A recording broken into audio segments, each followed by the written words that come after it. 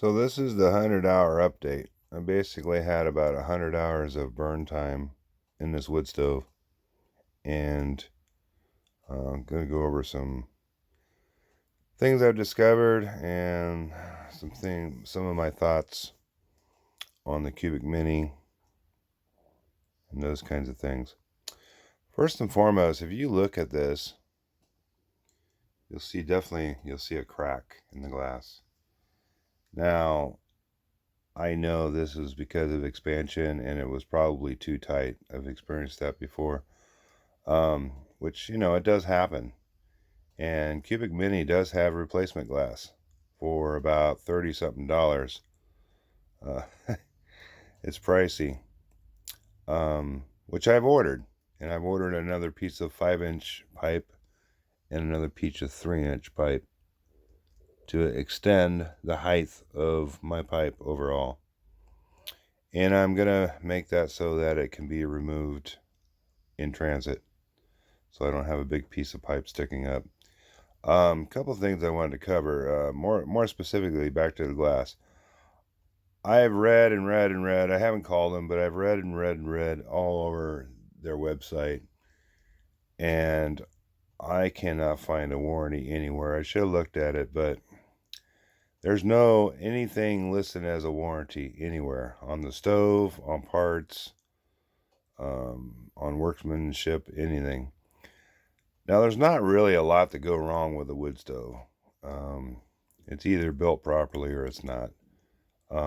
They do have a return policy, but in that return policy, they not only charge a restocking fee, but they also charge a reconditioning fee if something has been used and they have to recondition it.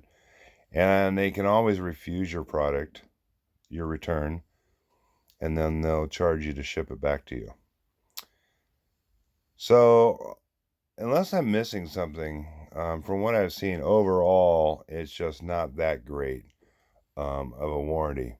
Now, I understand they're really good at their customer service.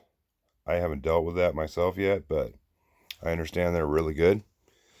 But they don't have a warranty, as far as I can see. So that was kind of frustrating. That's something to be considered, something you should check out before investing all your money in this wood stove. Another thing is, and people have said it before about the glass cleaning, where, it'll darken up and then, of course, building fires, eventually it'll clean off.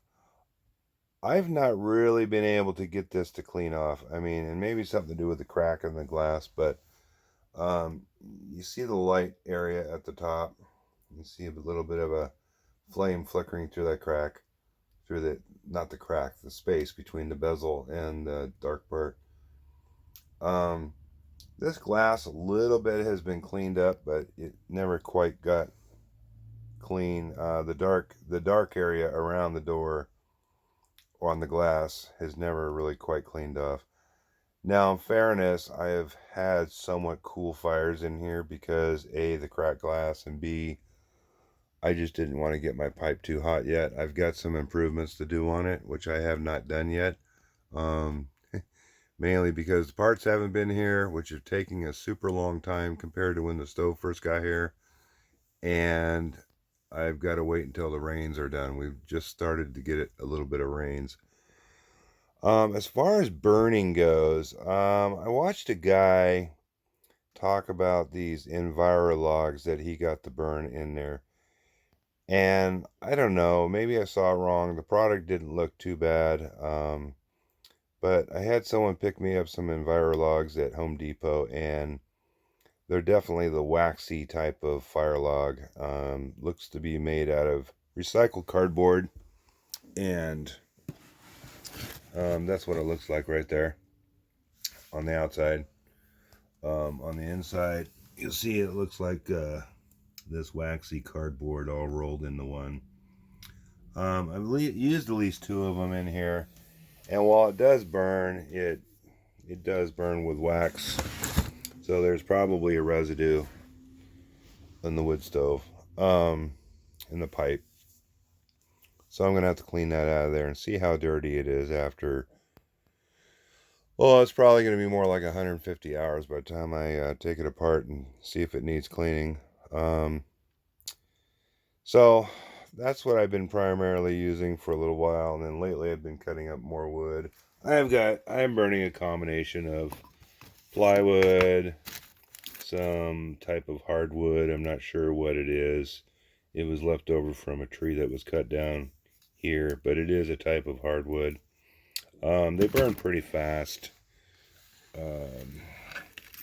Paper, you know, cut 2x4s. This is the leftover scrap down here for flakes of the Envirolog, and I'm trying to get a piece out. As you can see, it's coated with wax, and it's just like recycled cardboard. But all in all, it's been doing okay. As far as where I have it mounted, what I've discovered, being in close proximity to the bed, I thought it would just be way too hot. It has not.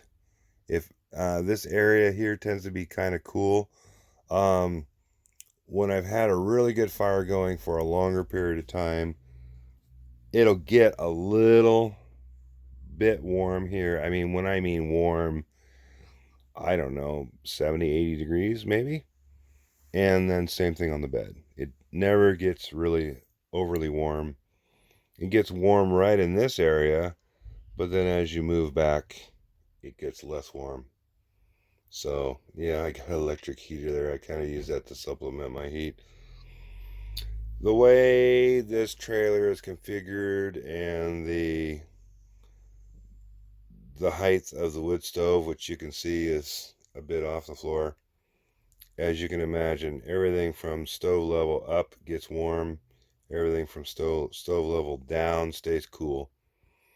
I am planning to get a recirculating fan, one of those eco fans that run off the heat so they don't require a battery or anything. I have not yet done that. That's kind of just my thoughts on it. Again, the big concern was the warranty or lack thereof. And so if you guys can find something great, I was not able to find anything. There's no problem with the stove, but it just occurred to me, hey, wait a minute, there's no warranty. I guess I started thinking about it on the glass. But yeah, it's kind of frustrating that the glass cracked. It initially cracked down on the lower side after getting a pretty hot fire. Second burn, and then it progressively cracked all the way across. So we'll see what happens when I get the new glass. I'm not going to put it on very tight, and hopefully I don't get much air leakage around the glass, and we'll see if it doesn't crack. I'm still on the fence whether or not I'm going to pull this off. I still don't have it attached, but the one thing, if I do leave it there, I am going to have to put something on here because it's really sharp. And the other day, I don't even know where it's at. Oh yeah, right here. I caught myself on the corner here, and I keep catching my feet or my knees on it when I go to turn. So that's how that goes. Other than that, I'm really happy with the wood stove. It does take some playing around with the air mixtures to get what you want. You got to get the stove pretty hot before you can start shutting down the dampers or the air mixture. And it depends on the course of wood you're burning and everything like that. But it's working so far. I still haven't taken off the brass grating. I've got to get something where I can turn these tabs. I'm thinking about a pair of channel lock needle nose to try to get those off of there. Otherwise, I'm going to have to get a grinder and grind it down. They said, oh, it's really easy. Just turn the tabs and align it and pull it straight off. Well, can't get in there. And the only way I'm going to be able to do that is when I go reposition the stove. So I'm going to move it over just a little bit so we have more of a straight shot up through the ceiling. Because there's I can't get my finger to There we go. Right here, there's a rib in the roof. So, and of course, dummy me didn't think about that until I started cutting. So, I'm going to have to move the stove over far enough so it can have a straight shot up. And I'm going to have to make a little bit more clearance for it. So, that's in the future. So, once I dismantle the stove and go to move it over, that's when I'll try to work on the tabs for the brass rail so I can get it off. I mean, it'd be nice to be able to use it for cooking or running my percolator coffee pot or whichever. So that's kind of my update on it. Nothing special, but overall I'm happy with the stove. I'm just going to have to do a few things to improve upon it. So, all right, thanks for watching. Take care of yourselves and take care of each other. Thanks. Bye.